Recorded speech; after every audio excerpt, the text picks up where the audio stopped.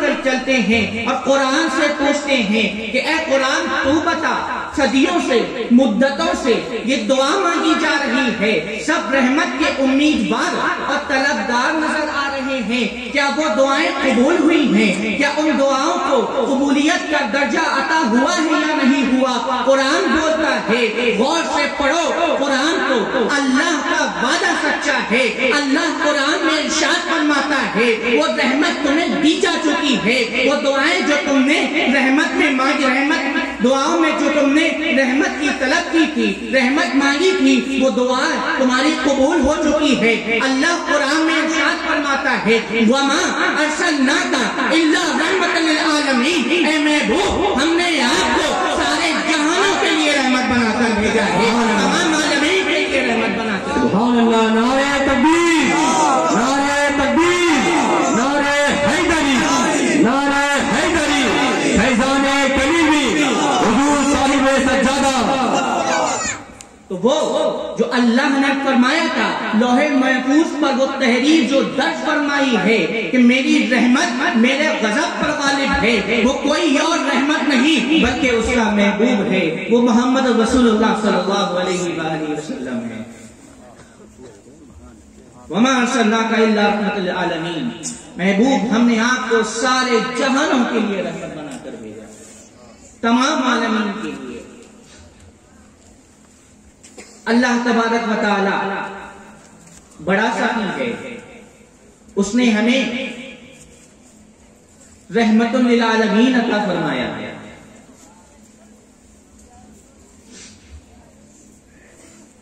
ہمیں رحمت سے فیضیاب فرمایا ہے، وہ تو سراپا رحمت ہے۔ مصطفیٰ کریم صلی اللہ علیہ وسلم سراپا رحمت ہے۔ کوئی نبی پر ایک بار درود پڑھے، درود پڑھنا بھی رحمت ہے، ایک بار درود پڑھے تو 10 نیکیاں اس کے حصے میں لکھ دی جاتی ہیں، 10 گناہوں کو معاف فرما دیا جاتا ہے اور 10 درجے اس کے بلند کر دیے جاتے ہیں۔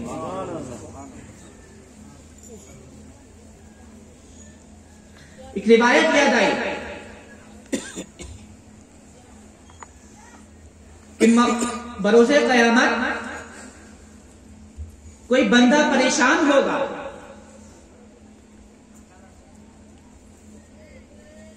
اس کے اعمال ترازو پر تولے جا رہے ہیں، ایک پردہ نیکی کا ہوگا اور ایک پردہ گناہوں کا ہوگا، تو گناہوں کا جو پردہ ہے وہ بھاری ہو جائے گا، نیکیاں کم ہو جائیں گی۔ اچانک اللہ کے رسول صلی اللہ علیہ وسلم تشریف لے کر آئیں گے اور ایک بند پرچہ اس کی نیکیوں والے پردے میں رکھ دیں گے۔ اب وہ شخص جانتا نہیں ہوگا کہ یہ اللہ کے رسول ہے، اور پھر اس کا نیکیوں کا جو پردہ ہے وہ بھاری ہو جائے گا اور حکم ہوگا کہ اس بندے کو جنت میں داخل کر دیا جائے۔ وہ شخص پوچھے گا کہ آپ ہیں کون جو اتنے حسین ہیں، جو آپ نے مجھ پر اتنی مہربانی فرمائی ہے، اتنا کرم فرمایا ہے کہ آپ کے صدقے میں مجھے جنت مل گئی ہے؟ رسول اللہ فرمائیں گے میں تمہارا رسول ہوں۔ وہ پوچھے گا یہ جو بند پرچہ آپ نے میری نیکیوں کے پردے میں رکھا ہے یہ کیا ہے؟ اللہ کے رسول فرمائیں گے یہ جو بند پرچہ ہے یہ وہ درود ہے جو تم مجھ پر بھیجا کرتا تھا، یہ وہ درود ہے جو تم میری بارگاہ میں مجھ پر بھیجا کرتا تھا، مجھ پر پڑھا کرتا تھا۔ پڑھی اللہم صلی علی سیدنا مولانا محمد وعلی آل سیدنا مولانا محمد مبارک وسلم۔ صلاۃ و سلام علیک یا رسول اللہ صلی اللہ علیہ وسلم۔ سب پڑھ لیجیے، خاموش کریں گے۔ اللہم صلی علی سیدنا و شفینا علیہ وسلم۔ آپ لوگ خاموش کریں پیچھے والے۔ مولانا محمد وعلی سیدنا علی سیدنا مولانا محمد۔ اللہم صلی علی سیدنا مولانا محمد وعلی آل سیدنا مولانا محمد مبارک وسلم۔ درود بھی رحمت ہے۔ بات درود کی آگے ایک بات اور عرض کر دوں، یہ یاد رکھیے گا کہ بات رحمت پہ شروع ہوئی تھی، میں بھول جاتا ہوں کہ اللہ پاک نے ارشاد فرمایا وَرَفَعْنَا لَكَ ذِكْرَكَ کہ اے حبیب ہم نے آپ کا ذکر آپ کی خاطر بلند فرما دیا. بولیے ہم نے آپ کا ذکر آپ کی خاطر بلند فرما دیا، اونچا کر دیا. تو جب اللہ جس ذات کے ذکر کو بلند کر دے تو اس ذکر کو کوئی مٹا نہیں سکتا. ٹھیک، جس کو اللہ بلند کر دے تو کوئی مٹانے والا نہیں ہے اس کو. لیکن اللہ فرماتا ہے کلو نفس ذائقۃ الموت، ہر نفس کو موت آنی ہے. کلو من علیہا فان، ساری کائنات کو فنا ہونا ہے. تو جب سب کچھ فنا ہو جائے گا، جب سب کچھ ختم ہو جائے گا تو درود کون پڑھے؟ تو نبی کریم کا ذکر کون کرے گا؟ جبکہ اللہ فرما رہا ہے کہ اے حبیب ہم نے آپ کا ذکر بلند کر دیا، ہم نے آپ کا ذکر اونچا کر دیا. اور یہ بات یاد رکھیں جس کو اللہ بلند کر دے اس کو مٹانے والا کوئی نہیں. لیکن اللہ فرماتا ہے کل من علیہا فان، سب فنا ہو جائے گا، کائنات فنا ہو جائے گی، فرشتے فنا ہو جائیں گے، انسان فنا ہو جائیں گے، جنات فنا ہو جائیں گے، زمین و آسمان فنا ہو جائیں گے، سب فنا ہو جائے گا. جب سب کچھ فنا ہو جائے گا تو ذکر مصطفیٰ کون کرے گا؟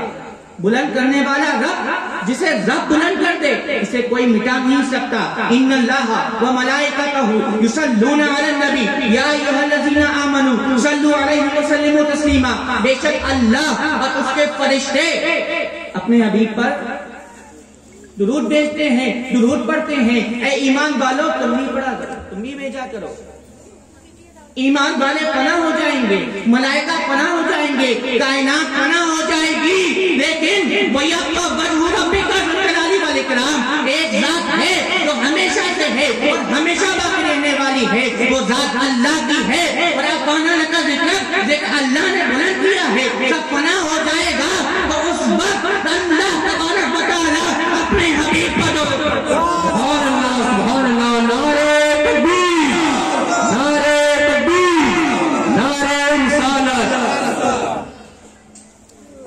درود بھی رحمت ہے، درود بھی برکت ہے. امام جزولی ایک راستے سے گزر رہے تھے، اذان ہو گئی، نماز کا وقت ہو گیا. سوچا نماز پڑھ لی جائے، وضو کے لیے پانی نہیں ہے. دیکھا ایک کنواں ہے، کنویں کے پاس گئے، پانی بہت نیچا ہے، نہ رسی نہ ڈول نہ بالٹی، کچھ نہیں. پانی کیسے نکالا جائے؟ بڑی کوشش کر رہے ہیں، ادھر ادھر دیکھ رہے ہیں کہ کوئی ایسی چیز مل جائے کہ جس سے پانی نکالا جائے کنویں سے اور وضو کیا جائے. ایک بچی دیکھ رہی تھی جو یہ پریشان ہے پانی نکالنے کے لیے. وہ آئی اور اس نے اپنا لعاب کنویں میں ڈالا. اس کنویں کا پانی اوپر آ گیا، لبالب بھر گیا کنواں. امام جزولی نے پانی نکالا اور وضو کیا. وضو کرنے کے بعد بچی سے پوچھا کہ آخر تیرے لعاب میں اتنی تاثیر کہاں سے آئی کہ کنویں میں پانی اوپر آ گیا؟ بچی کہتی ہے کہ میں اللہ کے حبیب پر کثرت سے درود پڑھتی ہوں، اس درود کی برکت سے اللہ نے میرے لعاب میں یہ تاثیر عطا کی. اللہم صلی علی سیدنا محمد وعلی آل سیدنا مولانا محمد صلی اللہ علیہ وسلم. تو یہ درود کی رحمت ہے اور اللہ فرماتا ہے وما ارسلناک الا رحمۃ للعالمین. اے محبوب ہم نے آپ کو سارے جہانوں کے لیے رحمت بنا کر بھیجا، سارے جہانوں کے لیے بولیے رحمت بنا کر بھیجا. طائف کا میدان ہے، اللہ کے رسول دین حق کی دعوت دے رہے ہیں اور فرما رہے ہیں آؤ وحدہ لا شریک کی پرستش کی طرف، ایک خدا کو مانو، ایک اللہ کی عبادت کرو. وہاں کے کفار و مشرکین نے ظلم و ستم کی انتہا کر دیا، پتھر برسائے، پتھر برسائے، اس قدر ظلم کیا کہ اللہ کے رسول کی جسم مبارک سے خون بہنے لگا، اتنا خون بہا کہ آپ کی نالین مبارک میں جم گیا۔ جب ایک صحابی نے یہ منظر دیکھا تو اللہ کے رسول نے فرمایا، اللہ کے رسول سے فرمایا کہ یا رسول اللہ، ہاتھ اٹھا کر ان کے حق میں بد دعا فرما دیں۔ اللہ کے رسول فرماتے ہیں، سنو، میں رحمت بن کر آیا ہوں، رحمت بن کر نہیں۔ پہاڑ کا فرشتہ آیا، عرض کیا یا رسول اللہ، اگر آپ کا حکم ہو کہ میں اس قوم کو جس نے آپ کے اوپر ظلم و ستم کی انتہا کر دی ہے، پہاڑوں کے درمیان ہلاک کر دوں، اللہ کے رسول نے منع فرما دیا۔ آسمان کا فرشتہ آیا، عرض کیا کہ یا رسول اللہ، اگر آپ اجازت دیں، آپ کا حکم ہو تو میں آسمان سے آگ برسا دوں، یہ قوم ہلاک ہو جائے جس نے آپ پر ظلم و ستم کیا ہے، جس نے آپ پر پتھر برسائے ہیں کہ جس سے آپ کی جسم اتھر سے خون نکلنے لگا ہے۔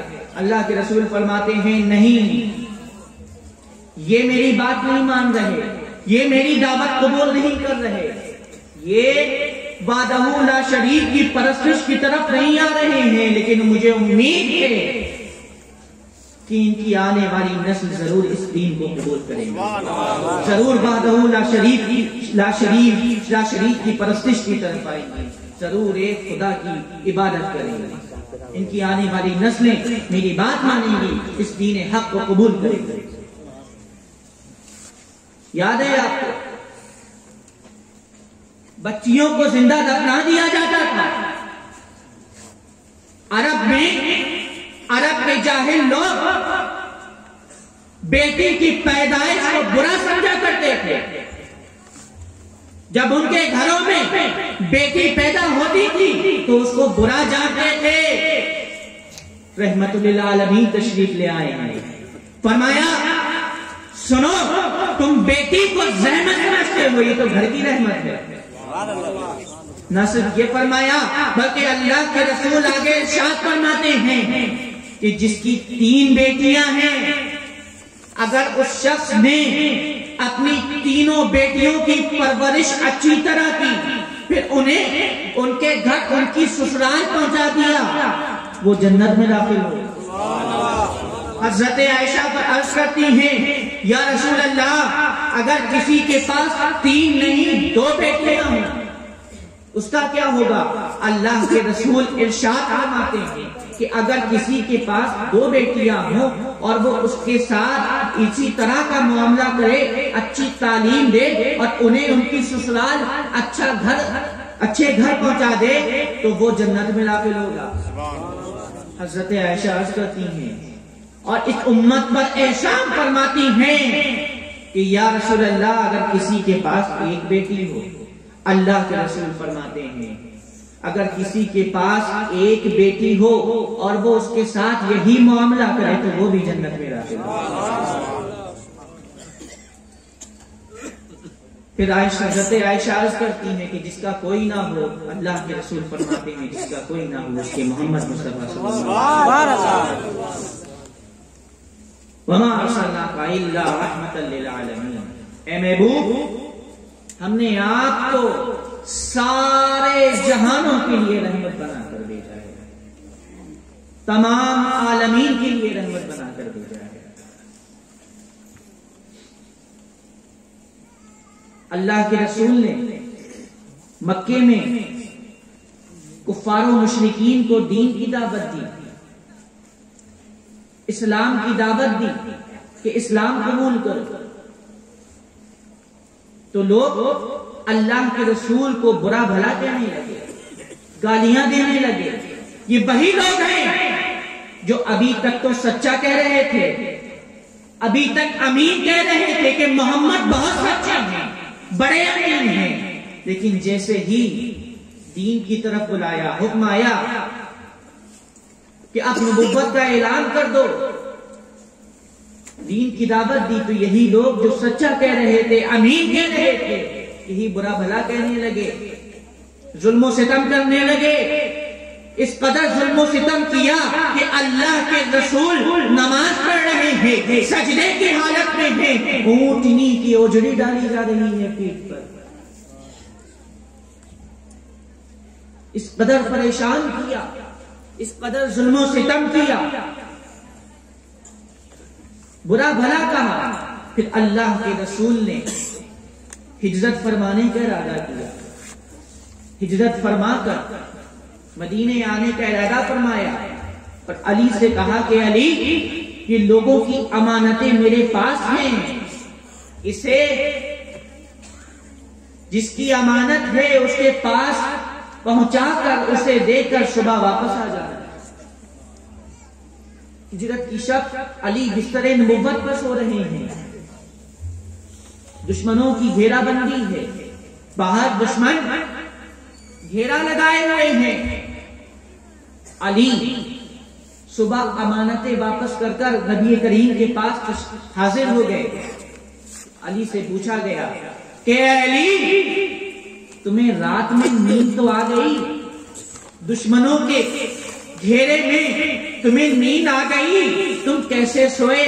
علی فرماتے ہیں قسم خدا کی اس رات سے زیادہ مجھے کسی رات سکون کی نیند نہیں. جس رات جس سکون کی نیند آئی کبھی نہ آئی. کیوں؟ کیونکہ نبی نے فرمایا تھا کہ اے علی، یہ کچھ لوگوں کی امانتیں ہیں، ان امانتوں کو ان لوگوں تک پہنچا کر صبح واپس آ جانا، صبح واپس آ جانا.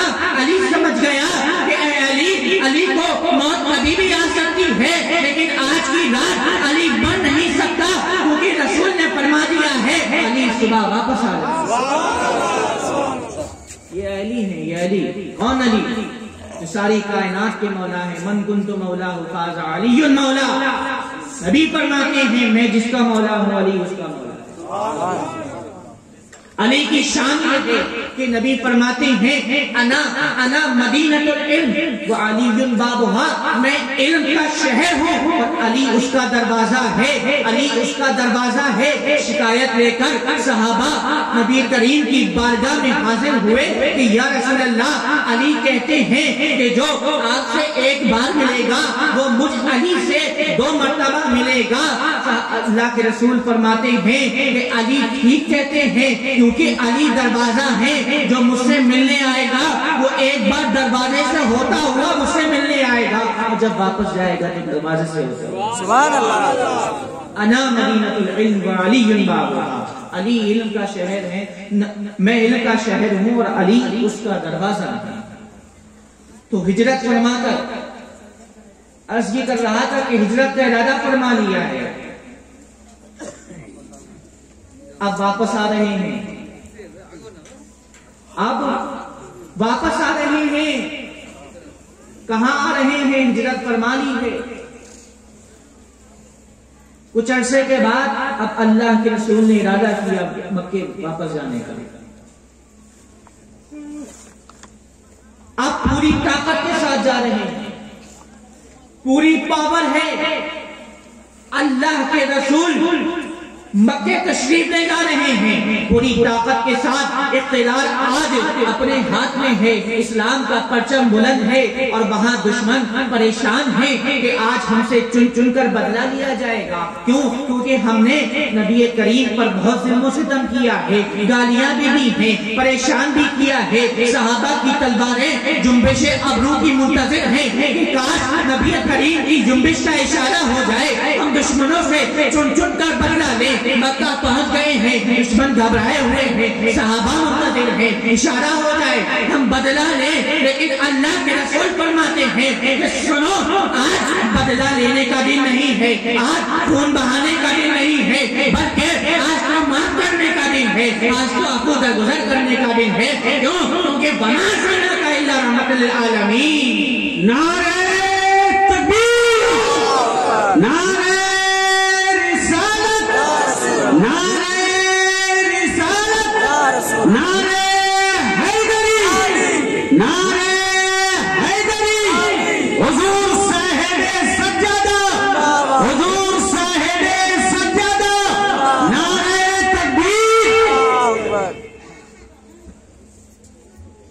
اللهم صل على سيدنا مولانا محمد وعلى آل سيدنا مولانا محمد مبارك وسلم صلاة وسلام عليك رسول الله صلى الله عليه وسلم وما ارسلناك الا رحمة للعالمين. محبوب ہم نے آپ کو سارے جہانوں کے لیے رحمت بنا کر بھیجا. سن رہے ہیں آپ؟ خاموش بیٹھے ہیں. بنگلہ مجھے آتی نہیں ہے، میں بنگلہ میں تبدیل کر دیتا ہوں. آپ دعا کریں کہ بنگلہ بولنا تاکہ آپ کو ابھی آسانی ہو. اب جو بنگلہ آپ کے بنگال میں مقرر ہیں وہ اردو میں تبدیل کر رہے ہیں تو ہم کہے بنگلہ میں جانے. اس سے پہلے جتنے بنگال کے مقرر تھے وہ اردو میں بول کے گئے ہیں، تو ہم بھی اردو میں بول لے رہے ہیں. تو بولتے رہیے سبحان اللہ، بولتے رہیے. اب خاموشی سے سن رہے ہیں، آپ نہیں لگائیں، نعرہ پبلے لگائیے. نعرے حیدری، نعرے حیدری، خانقاہ کلیمی، خانقاہ کلیمی، نعرے تکبیر، نعرے اشارت، نعرے حیدری. نہیں آگے جب تک سب نہیں بولیں گے، میں آگے تقریر کو سارے جہانوں کے لیے رحمت بنا کر عرب کے لوگ بیواؤں کو برا جانتے تھے. وہ عورت کہ جو طلاق یافتہ ہے یا جس کا شوہر مر گیا ہے اس بیوہ کو برا جانتے تھے، ذلیل کرتے تھے، حقارت کی نگاہ سے دیکھتے تھے. اس کو ذلیل کیا جاتا تھا اس عورت کو. لیکن اللہ کے رسول رحمت للعالمین تشریف لے کر آ رہے ہیں. اور ایک بار کی نہیں، دو بار کی بیوہ سے نکاح فرمایا. ایسا حسین، ایسا خوبصورت کہ جس کی نکاح کے لیے عرب کی کوئی کنواری خوبصورت لڑکی ہونا چاہیے تھی، وہ اپنا نکاح، اپنی شادی ایک بیوہ، ایک بار کی نہیں 2 بار کی بیوہ سے فرما رہا ہے. اور یہ وہ رحمت للعالمین نکاح کر کے یہ میسج دے رہے ہیں کہ تم جس بیوہ کو برا جانتے ہو، تم جس بیوہ کو ذلیل کرتے ہو، تم جس بیوہ کو حقارت کی نگاہ سے دیکھتے ہو، لوگ آج ایک بار کی نہیں بلکہ 2 بار کی ابھاگن کو رحمت للعالمین سہاگن بنانے جا رہے ہیں. رحمت للعالمین تشریف لے آئے ہیں. اب کوئی بیوہ کو ذلیل نہیں کرے گا، اب کوئی بیوہ کو حقارت کی نگاہ سے نہیں دیکھے گا. کیوں؟ کیونکہ وَمَا أَرْسَلْنَاكَ إِلَّا رَحْمَةً لِلْعَالَمِينَ. ان کے لیے رحمت بن کر اللہ کا نور تشریف لے آیا. سبحان اللہ.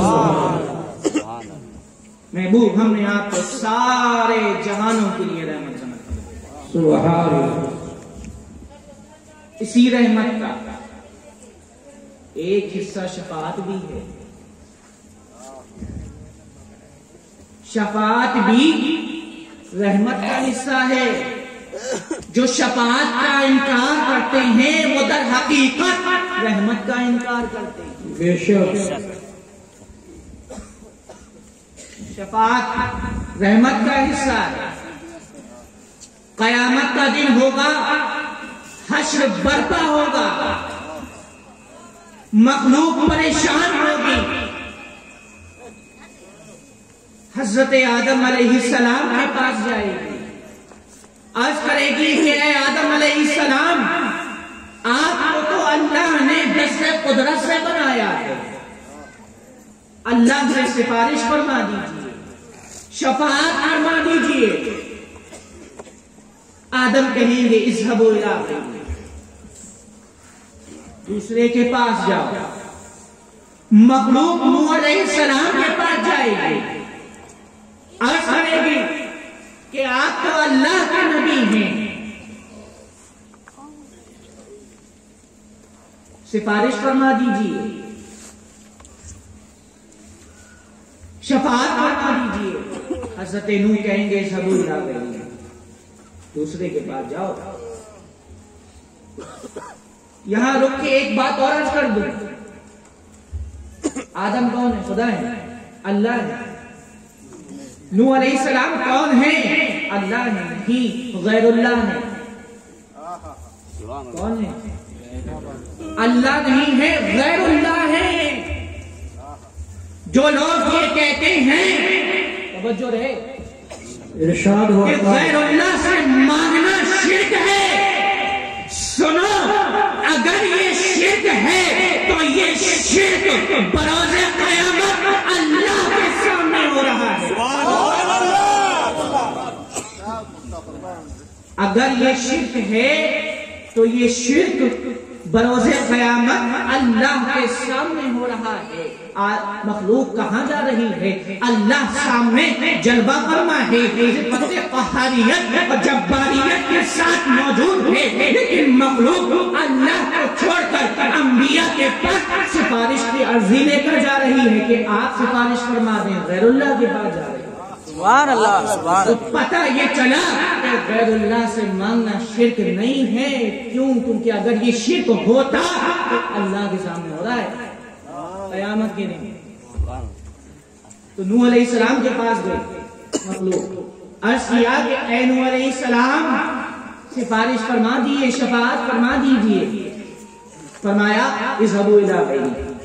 اب مخلوق آئی ابراہیم علیہ السلام کے پاس، عرض کیا کہ اے ابراہیم علیہ السلام، آپ کو تو اللہ نے آگ سے بچایا ہے، آج آپ ہمیں یہاں بچا لیجئے اور سفارش کر دیجئے۔ ابراہیم علیہ السلام کہیں گے دوسرے کے پاس جاؤ۔ مخلوق یوسف علیہ السلام کے پاس جائے گی، عرض کرے گی کہ اے یوسف علیہ السلام،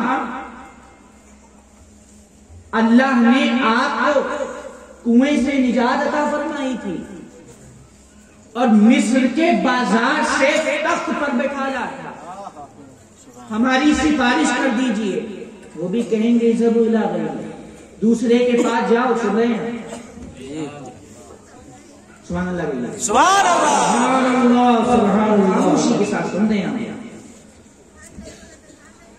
پھر مخلوق جائے گی حضرت عیسیٰ علیہ السلام کے پاس، عرض کرے گی کہ اے عیسیٰ علیہ السلام، آپ تو مردوں کو زندہ کر دیا کرتے تھے، سبحان اللہ، مردوں میں جان ڈال دیا کرتے تھے، آپ تو بے جان میں جان ڈال دیا کرتے تھے، آج ہمیں یہاں بچا لیجئے، اللہ سے ہماری سفارش فرما دیجئے، شفاعت فرما دیجئے۔ وہ کہیں گے اذهبوا إلى غيري، آج یہ میرا کام نہیں ہے، دوسرے کے پاس جاؤ۔ اب مخلوق رسول اللہ کی بارگاہ میں جائے گی، عرض کرے گی اے اللہ کے رسول، آج ہماری سفارش فرما دیجئے، آج ہماری شفاعت فرما دیجئے۔ اللہ کے رسول فرمائیں گے انا رہا، آج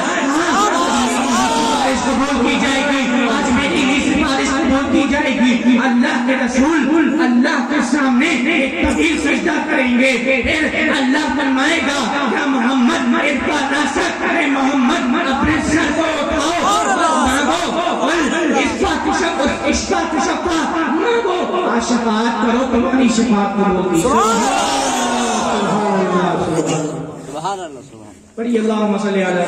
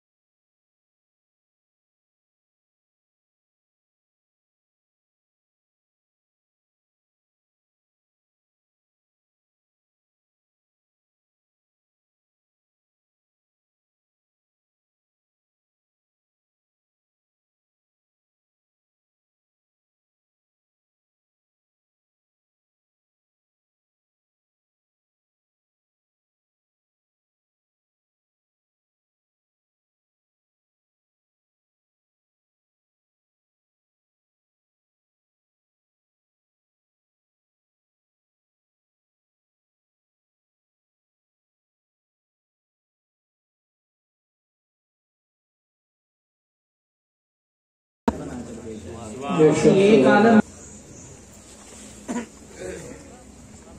افسوس کی بات ہے، یہ تو سب چاہتے ہیں کہ اللہ کے رسول بروز قیامت ہماری شفاعت فرمائیں، چاہتے ہیں، شفاعت چاہتے ہیں جی، اپنے کام کو سب چاہتے ہیں کہ اللہ کے رسول بروز قیامت ہماری شفاعت فرما دیں، لیکن اسی رسول نے تو فرمایا ہے کہ نماز میری آنکھیں ہیں۔ کیوں اللہ کے رسول کی آنکھوں کو ٹھنڈک نہیں؟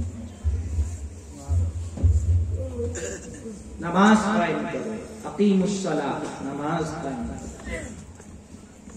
میرا کام صرف آپ کو خوش کرنا نہیں ہے کہ میں ایک جوشیلی تقریر کر دوں اور آپ خوش ہو جائیں، نعرے لگا دیں۔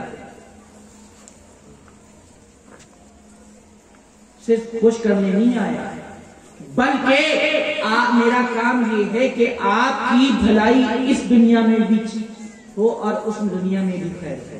سبحان اللہ۔ اقیم الصلاۃ، نماز قائم کرو۔ بات رحمت للعالمین کی چل رہی ہے کہ رحمت بنا کر بھیجا، گناہ کر لیا ہے، شراب نوشی کر لی ہے، جوا کھیل لیا ہے، ابھی تک کی زندگی گناہوں میں بسر نہیں ہے، پریشان ہونے کی ضرورت نہیں ہے۔ اللہ فرماتا ہے قل یا عبادی الذین اسرفوا علی انفسہم لا تقنطوا من رحمت اللہ، کہ اے رحمت للعالمین آپ فرما دیجئے، آپ فرما دیجئے اے محبوب ان لوگوں سے کہ جنہوں نے بوجھ لاد لیا ہے، گناہ کر لیا ہے، کیا لا تقنطوا من رحمت اللہ، اللہ کی رحمت سے نا امید نہ ہو۔ کیوں؟ کیونکہ اللہ نے فرمایا ہے ان رحمتی وسعت کل شیء، میری رحمت ہر چیز سے وسیع ہے، ہر چیز سے بڑی ہے۔ اللہ نے لوح محفوظ پر لکھ لیا ہے کہ میری رحمت میرے غضب پر غالب آ گئی، یاد ہے؟ میری رحمت میرے غضب پر غالب آ گئی ہے، گناہ کر لیا ہے، پریشان نہ ہو، آؤ اللہ کی بارگاہ میں، آؤ اللہ کی بارگاہ میں توبہ کر لو سچے دل سے، اشک بہا کر، آنسو بہا کر توبہ کر لو۔ پہلے کی امتیں جب گناہ کرتی تھی، جو گناہ کرتی تھی وہ گناہ ان کے دروازے پر لکھا ہوتا تھا، لیکن یہ رحمت للعالمین کی امت ہے کہ اس امت کے لیے آخری سانس کا دروازہ کھلا رکھا ہے، سبحان اللہ۔ توبہ کا دروازہ کھلا رکھا ہے۔ یہ شان سے، یہ فضیلت، یہ توبہ کا دروازہ صرف اسی امت کے لیے کھولا گیا ہے، رحمت للعالمین کی امت کے لیے کھولا گیا ہے۔ اللہ فرماتا ہے کہ جب شیطان نے مردود ہوا، ابلیس بارگاہ سے بھگایا گیا، مردود قرار دیا گیا، تو اس نے مہلت مانگی کہ اے رب العالمین تھوڑی سی مہلت دے دی گئی۔ پھر اس نے کہا، ابلیس نے، شیطان نے، کہ جب تک تیرے بندے کی آخری سانس نہیں نکل جاتی میں اسے پیدل پہ بہکاتا رہوں گا۔ سبحان اللہ کہنے کی بات، سبحان اللہ، سبحان اللہ۔ جب تک تیرے بندے کی آخری سانس تک میں اسے بہکاتا رہوں گا۔ تو اللہ کی رحمت میں جوش آتا ہے اور فرماتا ہے کہ اے شیطان، اگر تو میرے بندے کو اس کی آخری سانس تک بہکاتا رہے گا تو مجھے اپنی عزت و جلال کی قسم میں اس بندے پر اس کی آخری سانس تک توبہ کا دروازہ کھلا دوں۔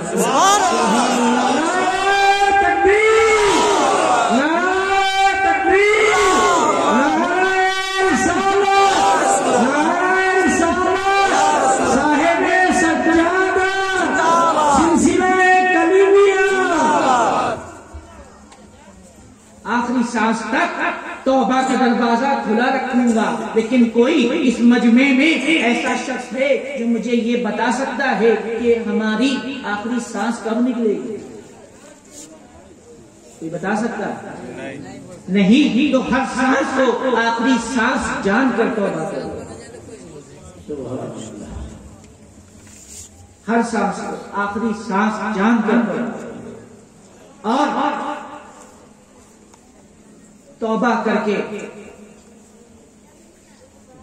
اللہ کے رسول کی اتباع کرو، اللہ کے رسول کی اطاعت کرو، پیروی کرو، اقیم الصلاۃ نماز قائم کرو. کیوں؟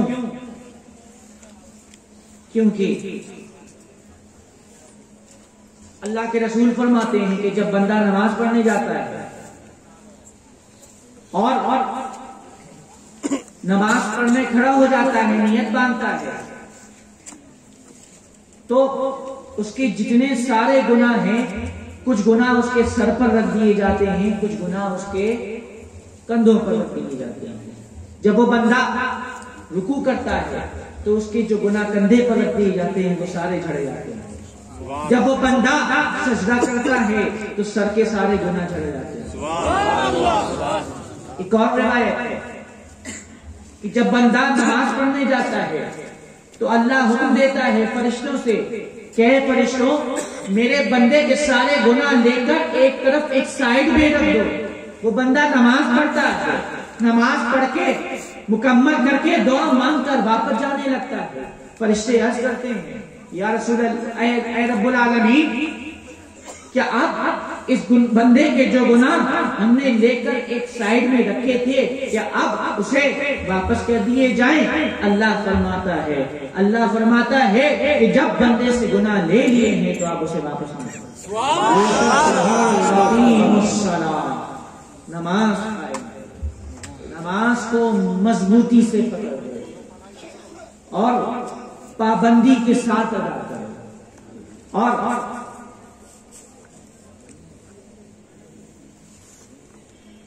اس راستے کو اختیار کرو، اس راستے پر چلو کہ جس راستے پر چلنے کو کہا گیا ہے. دعا ہے کہ اللہ پاک ہمیں نماز کا پابند بنا دے، آمین، دین کا عمل کرنے کی توفیق عطا فرمائے، آمین.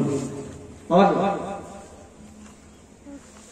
جب ہماری آخری سانس نکلے تو ہمارے لب پر ہو لا الہ الا اللہ محمد رسول اللہ صلی اللہ علیہ وسلم. وما علینا الا البلاغ. السلام علیکم. کھڑے ہو کے سلام. یا نبی سلام.